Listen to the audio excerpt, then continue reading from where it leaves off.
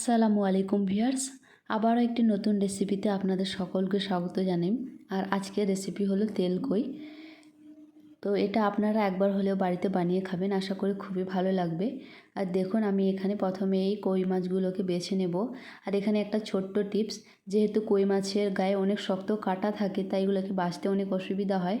তার জন্য কই মাছে কিছুটা পরিমাণে যদি নুন দিয়ে আপনারা এই মাছগুলোকে 15 থেকে 20 মিনিট রাখেন, তাহলে এই মাছগুলো কিন্তু সহজেই মারা যাবে এবং বাছতে অনেক সুবিধা হবে। আশা করি এই ছোট্ট টিপসটি আপনাদের কাজে লাগবে। আর এই টিপসটি আপনারা অবশ্যই কাজে লাগাবেন, আশা করি অনেক ফল পাবেন। তো প্রথমে আমি এই মাছগুলোকে বেছে নেব। যেহেতু এই মাছের কাঁটাগুলো অনেক শক্ত এবং হাতে লেগে যাওয়ার সম্ভাবনা থাকে, তাই আপনারা সাবধানে এই মাছগুলোকে বেছে নেবেন। আমি এখানে এই মাছগুলোকে বেছে নিচ্ছি। মাছের কাঁটাগুলো এতই শক্ত, তার জন্য আমার বাছতে একটু অসুবিধা হয়েছিল। তারপর আমি মাছগুলোকে ভালোভাবে বেছে নিয়েছি, মাছের আঁশগুলোকে ভালোভাবে বেছে নিয়েছি। এরপর আমি মাছের মুখের দিকের অংশটাকে ভালোভাবে কেটে বাদ দিয়ে দেব। আর আমরা সাধারণত এইভাবেই কই মাছগুলোকে বেছে থাকি। আপনারা যেমন কই মাছ বাছেন সেইভাবে মাছগুলোকে বেছে নেবেন। আমার এখানে একটা কই মাছ ভালোভাবে বেছে নেওয়া হয়ে গেছে। আর আমি এইভাবে সেম প্রসেসে বাকি যে কই মাছগুলো আছে সেগুলোকে এইভাবে বেছে নেব।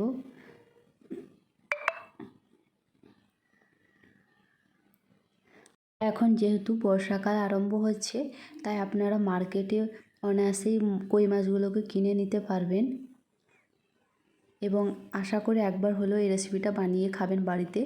এটা খেতে কিন্তু অনেক ভালো লাগে।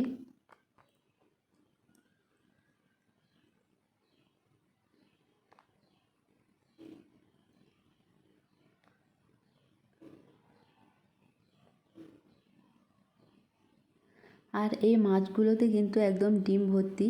দেখুন মাছের পেটের ভিতরে কতটা ডিম আছে। আমার সমস্ত মাছগুলোই বাছা হয়ে গেছে। এরপর আমি এগুলোকে ভালোভাবে ধুয়ে নিচ্ছি এবং কই মাছের গায়ে অনেক ছোট ছোট আঁশ থাকে, তাই এই আঁশগুলোকে ভালোভাবে বেছে আমি মাছগুলোকে ধুয়ে নিচ্ছি। আর দেখুন, একটি মাছের তো এখনও প্রাণ রয়েছে এবং এই মাছে অনেক রক্ত থাকে, তাই এই মাছ খাওয়া শরীরের পক্ষে অনেক উপকারী।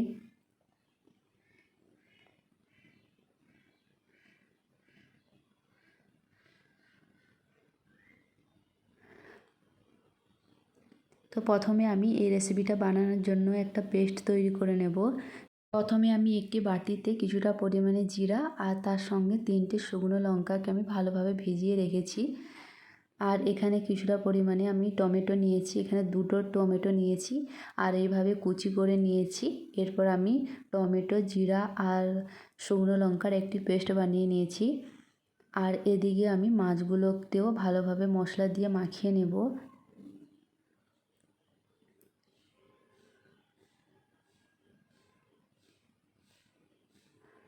মাছের গায়ে আমি এইভাবে ছুরির সাহায্যে একটু কাট লাগিয়ে দেব, যাতে মশলাটা ভালোভাবে ঢুকে যায়। আপনারা এটা বটির সাহায্যেও করে নিতে পারবেন।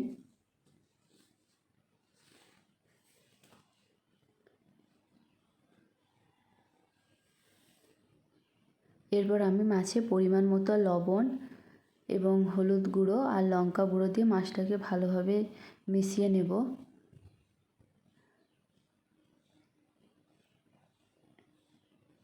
এবং এই মাছের সত্যি অনেক সুন্দর টেস্ট হয়। আশা করি যারা এই মাছ খেয়েছেন তারা অবশ্যই জানবেন এই মাছের কত টেস্ট। আর যারা কোনোদিনও এই মাছ খাননি তাদের রিকোয়েস্ট করব একবার হলেও খেয়ে দেখবেন। এই মাছটা খেতে কিন্তু অনেক ভালো লাগে। আমি ভালোভাবে মাছের গায়ে মশলাগুলোকে মেখে নিয়েছি। তারপর আমি এখানে উনুনে আগে থেকে একটা কড়াই বসিয়ে তেলটাকে ভালোভাবে গরম করে নিয়েছি। তারপর আমি এখানে কই মাছ দিয়ে ভেজে নেব মাছগুলোকে।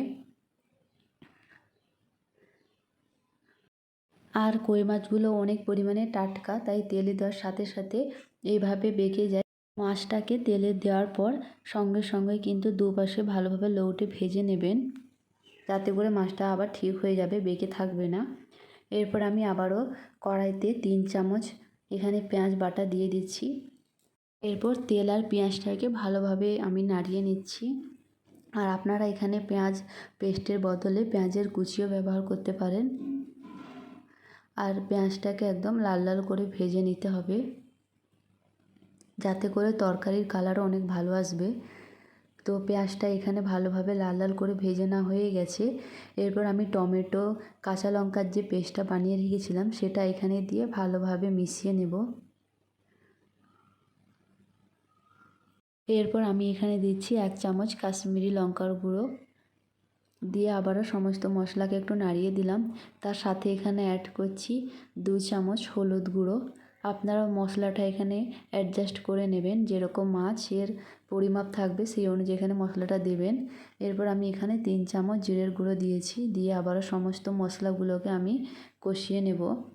এরপর আমি এখানে অ্যাড করছি পরিমাণ মতো লবণ। লবণটা প্রথমে আমি একটু কমই রেখেছি, তো পরে আমি লবণটা চেক করে তারপর লবণটা অ্যাড করব।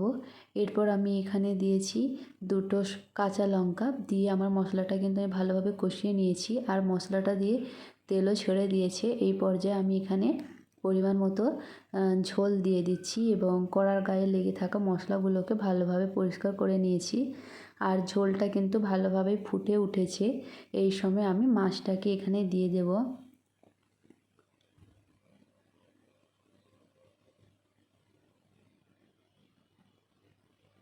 এবং ঝোল দিয়ে বেশিক্ষণ রান্না করার দরকার নেই। 10 থেকে 15 মিনিট ধরে রান্না করে নিলেই কিন্তু এই তরকারিটা রেডি হয়ে যাবে।